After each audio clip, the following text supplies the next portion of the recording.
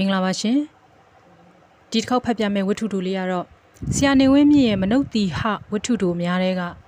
Metamorphosis ဆိုတဲ့ဝတ္ထုတိုလေးပဲဖြစ်ပါတယ်ဆရာကြီးနေဝင်းမြင့်အာယုသေးလေးမြတ်စွာဂါရဝပြုအပ်ပါတယ်ရှင်ကိုစွဖြူပင်စင်နားတာမှတစ်နှစ်မပြည့်ခြင်းသေးဘူးမအိမ်ကောင်းကမကြည်ပြူခြင်းတော့ဘူးကိုစွဖြူကပင်စင်နားတယ်ဆိုပေမဲ့ပင်စင်လာစားကဘာမှရတာမဟုတ်ဘူးသူ့လာစားရဲ့တဝက်ကိုသူရောင်းပေးပြီဆိုတော့သူတကယ်လာကထုတ်ရတာက131ချက်သားရဲ့ဒီ131ချက်နဲ့လူ6ယောက်ဟာဘလို့မှစားလို့မရနိုင်တော့မိန်ကောင်ကမုံဖတ်ထုတ်ချိန်မုံဖတ်ထုတ်မုံစိမ့်မောင်းချိန်မုံစိမ့်မောင်းတခါတလေလဲပဲကလေးပါပြုတ်လေးနေလေကင်ထွက်ရောင်းတယ်ကိုစုဖြူကတော့နှစ်ပေါင်း30လုံးရသမျှလာစားထိုးအပ်ခဲ့တဲ့လူဆိုတော့ဒီတစ်ခါငါနားလဲလို့သဘောထားတယ်နဲ့တူပါတယ်ဘာမှမလုပ်တော့ဘူးတနေ့ပက်လက်ကလထိုင်မှာထိုင်နေတော့တာပဲပက်လက်ကလထိုင်ကလည်းခက်အိုရဲ့လက်တန်းကဝက်ဥရစ်တွေလည်းမရှိတော့လို့လက်မှတင်လိုက်ရင်ပြုတ်ထွက်တာခဏအောက်ကခင်းထားတဲ့ဂုံနီစဆိုတာလဲထိုင်မှများတော့အစီတောင်တက်ပြီးပြောင်နေတော့တာမနဲ့မိုးလင်းလို့စားလေးလက်တော်နှိုက်ပြီးပချီးတွေပလုတ်ကျင်းပြီးရင်ဒီကလထိုင်မှာသူထိုင်တော့တာပဲဝန်ထမ်းဘဝတုန်းကမနဲ့6နာရီစက်ရုံကအိုးဆွဲရနဲ့ထပြေးရတယ်လူပြန်လာရင်အိမ်သုံးဖို့ရေထမ်းရတာနဲ့ထင်းလေးခွဲရတာနဲ့ဆိုတော့ဟုတ်ဒီပတိထိုင်ရတယ်လို့မရှိဘူးအခုပင်စင်နားပြီဆိုတော့မှပလက်ကလထိုင်လေးထုတ်ပြင်းဂုံဒီအိတ်ဟောင်းလေးရှာခင်းပြီးမသိမချင်းထိုင်တော့မယ်နားတော့မယ်လို့ဆုံးဖြတ်ရုံရှိသေးမဲ့ရင်ကောင်းကဒီကလကထိုင်ကိုပြဿနာလောက်လာတယ်နေကုန်နေကန်ထိုင်ကြည့်နေရပါမလားပေါ့ပင်စင်ရတယ်ဆိုတော့ရှင်ကဘလို့နားလဲထားလို့တုံးပေါ့မဲ့ရင်ကောင်းမှမဟုတ်ပါဘူးသားသမီးတွေကလည်းနှုတ်နဲ့သာမပြောရင်ရှိမယ်မျက်နာတွေကမကောင်းဘူးတားကြီးကောင်ရက်သမားကဆိုရင်ထုတ်ကူပြောတော့တာအဖေဒီတိုင်းထိုင်းနေလို့ပဲဖြစ်ပါမလဲလုံကြုံရေးတွေပါလေရှောက်ပါလားအချို့လူကြီးတွေဒီလိုလုပ်နေကြတာပါပဲပြောရတာဒီကြီးကောင်ကလည်းလက်သမားနောက်လိုက်လို့လက်သမားခေါင်းဆောင်လို့နဲ့တရက်နှစ်ရက်လက်သမားဘုံလေးဆွဲထွက်ပြီးရင်တပတ်လောက်ကမသွားပြန်ဘူးဟိုအကြောင်းပြဒီအကြောင်းပြရွာရုပ်ကိုပေါက်ထွက်နေတတ်တာပြန်လာရင်လည်းမူးပြီးပြန်လာတာဆိုတော့ဘသူကမှသူနဲ့ပြဿနာဖြစ်မခံကျင်တာနဲ့ကိုပဲလွတ်ထားရတော့တာကလားပုံနေတိုင်းမှာလှုပ်တဲ့အလက်ကောင်ကတော့အလုတ်ကတော့စူးစမ်းခြင်းရဲ့မှန်လဲသွားခဲ့ပါရဲ့သူလည်းအလုတ်ကတိတ်မဖြစ်လာဘူးတော်ကြရင်ပြန်လာရင်မီးပြက်လို့တဲ့တတိယသမီးကတော့ပုတ်ကလေးကမုံတိုက်တစ်ခုမှမုံလုတ်တယ်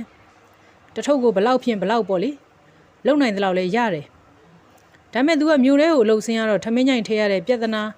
နေတိုင်းကားကရှာပေးရတဲ့ပြဿနာလောက်ခါတပတ်တစ်ခါရှင်းပေးတယ်ဆိုပေမဲ့အင်ကိုတပြားတစ်ချက်မှမပါလာတဲ့ပြဿနာတွေကရှိနေတယ်မပါဘူးဆိုတာသုံးဖြုံပစ်တာတော့မဟုတ်ဘူးသမီးအာချီတဘူးဝယ်ခဲ့တယ်အမေ140တဲ့စီဝိုင်းစီနှစ်စာလဲဖြတ်လာခဲ့တယ်သမီးကြရင်ညီမလေးလဲဝေးရအောင်လေဆိုတာမျိုးနဲ့သူ့လာကလည်းတခါမှမြင်ရတယ်မရှိဘူးဘာပဲဖြစ်ဖြစ်သူ့လာကလေးနဲ့သူဝယ်ဝစ်တာပဲတော်ပေးတယ်အောက်မေ့နေရတော့တာကိုနှုတ်မဟုတ်ရင်ကိုကတော့အပြိုလေးအရွယ်လေးဆင်ရပြင်ရအောင်မှာမဟုတ်လားဒီတော့သူ့ကိုပဲလွတ်ထားတော့တာပေါ့ငယ်မကတော့ကြောင်းနေတော့တော်ကြလွယ်အိတ်တော်ကြပါကြီးတော်ကြညာကြီးကျောင်းမုံဖို့ကျောင်းသိမ်းဖို့ကမာဘူးဖို့ရေအိုးဖို့တပြက်စီးဖို့ဆိုတာတွေကခဏထားပါတော့ခြုံလိုက်ရင်ကိုစုဖြူတို့အိမ်မှာလူ6ယောက်ရှိပါရဲ့9ယောက်ကဝင်ငွေလေးတွေနဲ့လို့ပြောလို့လည်းရပါတယ်ဒါပေမဲ့အဆင်မပြေဘူးမလောက်ဘူးကိုစုဖြူတို့စက်ရုံမှာလှုပ်တုံးကလောက်ရတဲ့အလုပ်ကရေအိမ်တန်ရှင်းရေးဘာအောက်စားအိမ်မှာလည်းရှိတာမဟုတ်ဘူးဘသူကမှလည်းခနေ့တော့ဝမ်းမများသွားတယ်ဆိုပြီးကိုစုဖြူကိုတပြားတစ်ချက်ပေးခဲ့တာမျိုးလည်းမရှိဘူးလုံသမား900လောက်ရှိတဲ့စက်ရုံကြီးမှာရေအိမ်တန်ရှင်းရေးလုပ်ရတယ်ဆိုတော့လေလွယ်တာမဟုတ်ဘူးမနေ့တခါနေခင်းတခါညနေဘက်တခါလောက်တော့ရေပုံးတစ်လုံးစက်ရုံကထုတ်ပေးတဲ့ဖီနီဆေးရည်တပလင်းနဲ့ရှင်းရလင်းရတာကိုစုဖြူကပညာမတတ်ဘူးစကားလည်းသိပ်ပြောလို့မရှိဘူးအင်မတန်ရှည်ရတဲ့မုတ်စိတ်ကျင်ဆွဲတွေနဲ့အမြဲတမ်းညှင်းသိုးနေတတ်တဲ့လူသူကိုယ်တိုင်တန်ရှင်းရေးသမားဆိုပေမဲ့သူ့ကိုယ်သူဘဲတော့မှတန်ရှင်းဖို့သတိမရှိတဲ့လူမျက်လုံးအိမ်တွေကဖောင်းအိနေပြီးမျက်စိပေါက်ကတော့ကျင်းရဲ့မျက်ရည်တွေမျက်ဝတ်တွေကလည်းအမြဲထွက်နေတတ်တာလည်းရှိရဲ့လုံသမားဝတ်ဆုံကြောပြဲနဲ့ဘောင်းမီတိုဟောင်းတစ်ထည်ဟာသူ့ရဲ့အမြဲတမ်းဝတ်ဆုံဆိုပေမဲ့ဘဲတော့မှရှော်တယ်ဖွတ်တယ်ရဲ့လို့လည်းမရှိဘူးမနေ့နဲ့ညနေတိုင်းပုံမှန်တောက်လေးရှိတဲ့တောရက်နဲ့သူ့ကိုကအနံ့ဟာအမြဲတမ်းနန်းစော်နေလေးရှိတယ်သူကဆက်ရုံကရေအိမ်တန်ရှင်းသမားမှန်းသိတော့ဝန်ထမ်းရိတ်သားတွေကရေအိမ်အပေါက်ပိတ်လို့ကမုတ်တွေညစ်ပတ်လို့ရေစစ်ကန်တွေထဲမှာညစ်ကြေးတွေပြည့်ကျက်နေလို့တခါခေါ်ခိုင်းတာမျိုးလည်းရှိတော့ ရှာပပအပိုးငွေလေးရတတ်တယ်ဆိုရင်တော့ပထမဆုံးစလုပ်တာကသူမော့နေကြကာလူးဆိုင်ကိုအရင်သွားတာပါပဲကာလူး9ချက်ဖိုးလောက်တောက်ပြီးရင်ဘလောက်ညစ်ပတ်ပေးရနေပါစေသူလှုပ်တော့တာပဲတခါတလေလဲဌာနအချို့ကကိုပိုင်ရေအိမ်နေခလန်းလန်းရက်ကောက်ကရေအိမ်တွေကလိုအပ်လို့ခိုင်းတာဖြစ်ဖြစ်ရေအိမ်ပဝင်းကျင်ကမြက်ကလေးပါလေးပေါက်ခိုင်းတာဖြစ်ဖြစ်သူလှုပ်ပေးရတာလဲရှိတယ်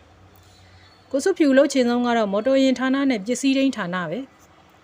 စက်ရုံကကိုလုတ်ကွက်နဲ့ကိုတန်ရှင်းတာဝန်ကြတယ်ဆိုရင်ကိုစုဖြူကိုပုတ်ပြက်ငှားလိုက်ကြတာလည်းရှိတယ်ဒါဆိုရင်ကိုစုဖြူဖျားပွဲလှဲ့တော့တာပဲဒီဌာနတွေကဆိုရင်သူပတ်စံမယူဘူးစီပဲယူတယ်ဒီဇယ်ပဲယူတယ်ပတ်စံဆိုရင်ရလှ450ပေါ့ဒီဇယ်ဆိုတော့ပေးရတဲ့လူကလည်းပုံသာယူလာခဲ့ရော့တကားလန်ဆိုတော့သူ100ကျော်လောက်ကြိုက်တယ်အဲ့ဒီခါမျိုးမှာကိုစုဖြူကိုရှာခြင်းမော်တော်ယာဉ်မှာရှာပစ္စည်းရင်းဌာနမှာရှာသူ့ပေမအလုပ်ဖြစ်တဲ့စက်ရုံဘုံရေအိမ်ကတော့ကိုစုဖြူရောက်မလာတာနဲ့ညစ်ပတ်တော့တာပဲဆိုတော့တာဝန်ရှိတဲ့လူကလိုက်ရှာရတော့တယ်ခင်ဗျဒီမှာကြည်လာလို့မနေနဲ့အိမ်သားကိုလည်းကြည်အောင်ညစ်ပတ်နေပြီအိမ်သားလန်းလဲရှင်းသမ်းမအောင်မဝေးကြိုက်တော့မယ်ဘာညာဆိုမှမကြည်မသားနဲ့သူ့နေရာသူပြန်လာတော့တာတခါစက်ရုံကိုလူကြီးတွေလာဖို့ရှိတယ်ဆိုရင်လည်းကိုစုဖြူအဆင်ပြေတယ်ရေငိုထုံးသုံးရမယ်ပစ္စည်းအစ်စ်ဝယ်ရမယ်ဖင်နီများပေးရမယ်ဆိုတော့ဒါတွေအားလုံးသူ့ကိုပဲတာဝန်ပေးလိရှိတယ်ဒါဆိုရင်သူနည်းနည်းပါးပါးရောင်ပြပြီးရင်ကျန်တာသူလှည့်ယူလိုက်တာပဲဒါပေမဲ့လူကြီးဆိုတာအမြဲလာနေတာမဟုတ်ဘူးမော်တော်ယာဉ်တို့ပစ္စည်းရင်းဌာနတို့ဆိုတာအမြဲခေါ်ခိုင်းနေတာမဟုတ်တော့ဒုံရင်မှာပဲဒီခါမျိုးဆိုရင်တော့ရေအိမ်ရှိကရေတမပင်ခုံဝိုင်းလေးမှာငှက်ရင်းမြင်းနဲ့ပြီးရတော့တာပေါ့အရက်နံကလေးနဲ့မျက်ပုတ်ချင်းကလေးနဲ့မုတ်စိတ်ကျင်ဆွဲတွေမှာတွေးစားတွေနဲ့သူ့ဟာသူတာဝန်ကြရရေအိမ်ကလေး၅လုံးကိုငေးရင်းညနေအိုးဆွဲချိန်ကိုစောင့်ရတော့တာပေါ့ညနေဘက်အလုပ်လွတ်ချိန်ဆိုရင်တော့ဘယ်တော့မှအိမ်တန်းမပြန်ဘူးစက်ရုံနဲ့လှမ်းကဈေးတန်းကလေးတွေရှိကိုသူသွားတယ်ဈေးတန်းကစားတော့တိုင်းနေမှာအမိုက်ချင်းတွေရှိတယ်ဆိုတာသူသိတယ်ဒီတော့လမ်းတစ်ဖက်ကဂျိုင်ထဲကိုအမိုက်သွန်ပေးတယ်တချို့လဲတစ်ချက်လောက်တချို့လဲ2ချက်လောက်ပေးတာကိုသူပေါင်းမီထဲထည့်ပြီးရင်ကာလူးဆိုင်ဝင်တယ်ပြီးတော့မှအိမ်ပြန်တယ်သူမိမမဲအိမ်ကောင်းကတော့ကိုစုဖြူပါလာမဲ့ပတ်စံကိုမျောနေလို့မရဘူးမလားဆယ်ကရံမှတခါပါလာတတ်တဲ့ပတ်စံကြီးစားကိုမျောနေလို့မရတော့ပြောခဲ့တယ်လို့ပဲဈေးရောက်နေဆိုတာကချက်ချင်းငွေပေါ်တဲ့မုံပဲသေးရည်စာရောက်တာပါတခါပဲဂရီပါပြုတ်ရောက်နေတခါမုံစိမ်းမောင်းကိုအပေါင်းလိုက်အော်ရာမှာပြီးယူရောက်နေတခါလေးအာတလူလေးပေးဘီလောဘီနန်ဦးလေးပြုတ်ရောက်နေသားသမီးတွေကလည်းကြီးလာပါပြီသားသမီးတွေကတော့ကြီးပြင်းလာလို့ကို့အလုပ်တွေနဲ့ကိုဆိုပေမဲ့ပြောပြပါကောဝင်ငွေကဟုတ်တိပတိရတာမဟုတ်တော့စားဝကြီးတာပဲဖတ်တင်နေပြောပါတော့ရသည်ဖြစ်စေမရသည်ဖြစ်စေမနဲ့ထမင်းအိုးကြီးတစ်လုံးကတော့တပွက်ပွက်နဲ့မြည်ရတော့တာမဟုတ်လားဘလို့ပဲဖြစ်ဖြစ်မကောင်းတာဘေးချိတ်ဖြစ်တယ်လို့တော့စားနေကြရသေးတယ်ပဲပြောပါတော့ဒီလိုနဲ့ကိုစုဖြူပင်စင်ယူဖို့2နှစ်လောက်အလိုမှာတော့ကျမကြီးကယိုယွင်းလာတယ်နေ့စဉ်နဲ့အမျှအကြီးကျေးတွေနဲ့လုံးလည်လိုက်နေရတဲ့ကိုစုဖြူမှာသွေးတိုးယောဂရလာတယ်အငန်းနဲ့မတည့်ဘူးလို့လူမှုဖုံလုံးရေးဆရာဝန်ကပြောပေမဲ့ငပိရီကိုဟင်းကောင်းလုပ်နေရတဲ့အိမ်မှာဘလို့ရှောင်လို့ရမှာတော့ဒီလိုနဲ့2လလောက်ဆေးခွင့်သွားလိုက်အလုတ်ကလေးပြန်ဆင်းလိုက်5လလောက်ဆေးခွင့်သွားလိုက်နေဆိုတော့ကိုစုဖြူလာကမပါကျင်တော့ဘူးသူများတွေကနားကျင်လို့ဆေးခွင့်ညာတောင်းနေတဲ့ချိန်မှာကိုစုဖြူကဆရာဝန်ကိုအလုတ်ပြန်ဆင်းမရစေကြီးတစီကြီးလုပ်နေတော့ဆရာဝန်ကသနာလို့ထင်ပါရဲ့ပြန်ဆင်းရင်လည်းဆင်းလို့လေဆိုပြီးဆင်းခိုင်းလိုက်တော့လဲတလပါပဲဒီလိုနဲ့ယူထားတဲ့ဆေးခွင့်တွေခုနှိမ်ပြီးတက်ပြေပင်စင်လေးရတော့ကိုစုဖြူကဒီတခါတော့နားရပြီပေါ့မိသားစုကိုနှစ်ပေါင်းများစွာလှုပ်ကြွေးခဲ့ရတဲ့သူ့အဖို့မသေးခင်ဆက်ကြားတက်တောင့်တက်တာလေးနဲ့စိတ်ချမ်းသာနေတော့မယ်လို့စိတ်ကူးထားတာလည်းရှိတယ်ဒါကြောင့်ပလက်ကထိုင်မှာသူတနေကုန်နေခန်းထိုင်နေရိုးပေါ်ရေးတင်နေတဲ့သူ့ခိုခန္ဓာဖိုးရောင်ဝါကျင့်မျက်နှာနဲ့သူဟာပလက်ကထိုင်မှာကမ္မထမ်းရုပ်တရုပ်လိုထိုင်ပြီးကြီးဆောင်ကြက်မောင်းလေးလှုပ်ရတော့မယ်ထင်တာပေါ့ဘယ်ဟုတ်မလဲမဲရင်ကောင်ကမျက်စောင်းထိုးလိုက်သားသမီးတွေကမြည်တွန်းတောက်တီးလိုက်နဲ့သူကပြောစရာဖြစ်နေတော့တယ်ပြောပါတော့အင်ကောင်းရင်ငါလည်းနှစ်ပေါင်း30မယုံမရှာနေတို့ကိုလှုပ်ကြွေးခဲ့ပြီးပဲငါကျမ်းမာကြီးကလည်းကောင်းတာမဟုတ်ဘူးငါနားပါရစေတော့နားတာကနားလို့ရပါတယ်တော်ထမင်းမစားပဲနေနိုင်လို့လားတော်ကြီးပဲအသက်ကြီးလာတာမဟုတ်ဘူးကျုပ်လည်း59နှစ်ထဲရောက်နေပြီကျုပ်ကြီးပဲယုံရရင်ကျုပ်သေးလိမ့်မယ်စိတ်ကောင်းဝင်တဲ့အခါတော့ဒီလောက်ပဲပြောတာပါတခါတော့ကဲကိုစုဖြူထမင်းထဆောင်နေပူဆက်ခါတဲ့ကျုပ်ရှာထားတာလေးထဆောင်ဆိုတာမျိုးကြကိုစုဖြူရင်နဲ့မကောင်းမြန်ဘူးတခါတော့လဲလူတွေဘလို့ဖြစ်ကုန်ကြတာလဲ လင်းနဲ့မရမိဘနဲ့သားသမီးတောင်စားဖို့တောက်ဖို့ကြတော့ဘလို့ဖြစ်ကုန်ကြတာလဲလို့လည်းတွေးမိတယ်မယားကငေါ့လိုက်သားသမီးကပြောလိုက်ဆိုတာကိုသူ့စိတ်ထဲမကောင်းပေမဲ့သူအသက်ကြီးပြီသူဟာမနှက်ပြန်လာတပတ်ခါလာမျှော်မှန်းနေရတဲ့လူအိုတယောက်ဖြစ်နေပြီဆိုတာကိုတော့သူတို့သိရနဲ့ခိုင်းကျင်နေရင်တော့တခုခုတော့ထအလုံးမှဖြစ်တော့မယ်ဆိုတာလဲသူတွေးနေရတော့တယ်အေးပါဟဲ့ငါလည်းအလှရှာကြည့်ပါဦးမယ်ပလက်ကတိုင်းမှာအဲ့ဒီစကားလေးပြောတဲ့နေ့ကမဲ့အိမ်ကောင်ကကိုစွဖြူရှိရင်နွေးချမ်းနဲ့ထညက်ခဲ၄၅လုံးလောက်လာချပေးတယ်ကိုစွဖြူပထမစရတဲ့အလုပ်ကတစ်ခုတ်တဲ့အဖွဲနဲ့လိုက်ပြီးတစ်ပေအငှားခုတ်ပေးရတဲ့အလုပ်ပါအင်မတန်မြင့်မားတဲ့ကုတ်ကိုပင်ကြီးတွေပေါ်မနီလာကျိုးနိုင်လွန်ကျိုးကြီးတွေခါချီပြီးဆွေကနေတက်သွားပြီးရင်စိုင်းကျိုးတွေချပေးတေကိုင်းကမန်းဆွဲနဲ့တိုက်ချကျိုးလူလူမှလွတ်ရနေရလေးနဲ့ခိုးနေတော့တေကိုင်းကြီးတွေကစိုင်းထားတဲ့ကျိုးနဲ့အောက်ကျလာတေကိုင်းထွင်တဲ့လူကထွင်တပေဖြစ်တပေနှစ်ပေဖြစ်နှစ်ပေဖြတ်တောက်တဲ့လူကဖြတ်တောက်ပစိန်ကြီးတွေနဲ့ပေါက်ချင်းပေါက်တဲ့လူကပေါက်အင်မတန်ပင်မနဲ့လှုပ်ပေါ့ဒီလှုပ်တွေမှာကိုစွဖြူလုံနိုင်တာကဂိုင်းထွင်တဲ့အလုပ်ပဲလုံနိုင်တာပါဂိုင်းတောင်မှဂိုင်းကြည့်ရင်မထွင်နိုင်တော့ဘူးအဖျားနာတတ်တဲ့အလုပ်လောက်ပဲလုပ်ရတာပေါ့ဒီတော့အသက်60ကျော်အဖိုးကြီးနဲ့တွဲလုပ်ရတာလူငယ်တွေကမကြည်ပြူကြပြန်ဘူးဒီအလုပ်ကအင်မတန်ပင်မနဲ့လှုပ်အင်မတန်အသက်နေရများတဲ့အလုပ်ဆိုတော့ရတဲ့ဝေစုကိုခွဲပေးဖို့ကြတော့တချို့ကစကားပြောကျင်လာတာပေါ့တပတ်လောက်ခငွေလေး100လောက်ကိုကြစ်ဆုပ်ရင်းကိုစွဖြူပြန်လာတာဟာနောက်ဆုံးမယ်နောက်ထပ်သူ့ကိုလာခွင့်မပြုကြပြန်တော့ဘူးကိုစွဖြူကလည်းတေကိုင်းထွင်တဲ့အလုပ်ကလေးပြုတ်လာပေမဲ့ဘာလို့ရကောင်းမလဲရှာကြံနေတာပါပဲမိန်ကောင်းကလည်းကိုစွဖြူကိုတစ်ပင်ခုတ်တဲ့အဖွဲကလက်မခံတာဟာလက်ကြောတင်းအောင်မလုပ်လို့ပေါ့ရှင်သာလက်ကြောတင်းရင်ခေါ်မှာပေါ့ဘာညာစတဲ့အသံတွေကိုလည်းမကြားကျင်တာပါတော့ဟိုနာဒီနာထွက်ပြီးလှုပ်ရှားတာပါပဲဒီလိုနဲ့တန်ကျွတ်ထုတဲ့အဖွဲနဲ့ဆက်မိပြန်ရောဘာကြီးလုံနိုင်မှမလားတန်ကျွတ်တုံးကြီးတွေကို9ပေါင်10ပေါင်ဒူကြီးနေနဲ့ထုရတာနော်လွယ်တာမဟုတ်ဘူးလှုပ်ကြည့်တာပေါ့ကွာလောက်ခဘလို့ရမှာလဲဘာကြီးထုနိုင်သလောက်ပေါ့အင်းလေဒီလိုနဲ့ကိုစွဖြူတန်ကျွတ်ထုသမားဖြစ်လာပြန်ရောတန်ကျွတ်တုံးကြီးတွေကိုတစားစီကွဲသွားအောင်တူတွေနဲ့သူတစ်ချက်ကိုတစ်ချက်တနေရာတည်းကိုဝိုင်းထုရတာဆိုတော့လူငယ်တွေလိုဘယ်လုံနိုင်တော့မှလဲသူတစ်ချက်မှရင်ဖောက်ပေါ်ကလေထွက်သလိုတရှူးရှူးနဲ့မြည်ရင်သူ့ရင်တွေတဝုံဝုံခုံးလာတယ်ချွေးသီးချွေးပေါက်တွေစို့ထွက်လာတယ်သူ့ရဲ့ချစ်တွေကမထိရောက်ဘူးဒီလိုနဲ့2ရက်လောက်လှုပ်ပြီးပြန်လာခဲ့ရတယ်ဆိုပါတော့ကိုစွဖြူမြေပဲပြုတ်ရောင်းကြည့်တယ်မကိုက်ဘူးငုံဥရောင်းကြည့်တယ်အဆင်မပြေဘူးတနေ့အနောက်ကျောင်းကလူတွေစီသူရောက်သွားတယ်အနောက်ကျောင်းဆိုတာသူ့ရဲ့ရက်ွက်နဲ့အနောက်ဖက်ခဝေးဝေးယထာလမ်းဘေးရက်ွက်စုပါနောက်ဖက်ကဂျောင်ကျတဲ့ရက်ွက်စုကလေးကိုအနောက်ဂျောင်လို့အလွယ်ခေါ်ကြတာပေါ့အဲ့ဒီမှာလူစုံတယ်အရက်ရောင်းတဲ့လူရှိတယ်ယထာပေါ်ဈေးရောင်းတဲ့လူရှိတယ်ဘေးတင်သမားရှိတယ်ဟိုဆေးမြစ်ဒီဆေးမြစ်ရောင်းတဲ့လူရှိတယ်ဆက်လက်အတုလုပ်သူတွေရှိတယ်သတင်းစာရောင်းသူတွေရှိတယ်ဆေးပြားထုခွန်းရဆေးထုလုပ်သူတွေရှိတယ်တချင်းဆိုတောင်းရမ်းတဲ့လူတွေရှိတယ်အဲ့ဒီမှာနေကိုစွဖြူကိုလူတင်နဲ့တွေ့တယ်ကိုလူတင်နဲ့ကတငယ်ချင်းဆိုပေမဲ့သူ့ထက်တော့ငယ်တယ်သူ့အချင်းတွေကိုပြောပြတော့ကိုလူတင်စိတ်ဝင်စားတယ်ကိုလူတင်ကအလုတ်ကလွဲပါတယ်တဲ့ကျုပ်တို့နဲ့လိုက်ခဲ့ပေါ့တဲ့ကျုပ်တို့ကလည်းအဖွဲနဲ့ပါတဲ့လမ်းတော့ရှောက်ရမယ်တဲ့တနေ့ကိုမရဘူးဆိုရင်340တော့ရတာချီပါပဲတဲ့တနေ့340ဆိုတဲ့ပတ်စံကိုစွဖြူစိတ်ဝင်စားသွားတယ်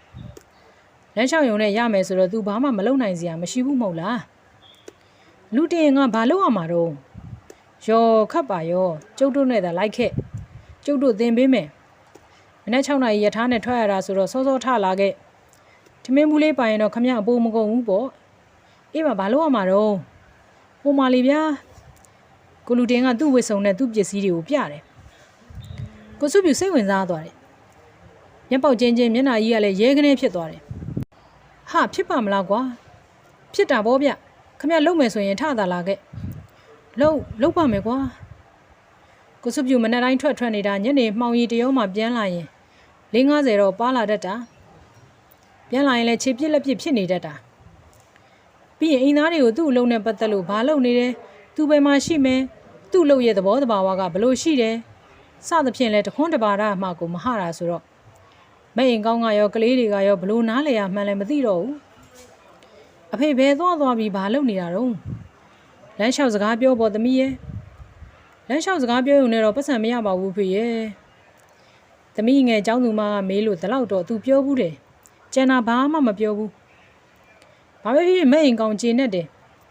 ဝီယိုမရောက်မှဒီနေ့450ရှားလာတဲ့လင်ကိုဘာလုပ်နေတာလဲသာမမေးရင်ရှိမယ်ကိုစုဖြူကြိုက်တတ်တာလေးတော့ချက်ထားပြုတ်ထားတတ်တယ်ဒီလိုနဲ့မနေ့ပိုင်းထွက်သွားညနေပိုင်းပြန်လာနဲ့5-6လလောက်ရှိသွားပြီပြောပါတော့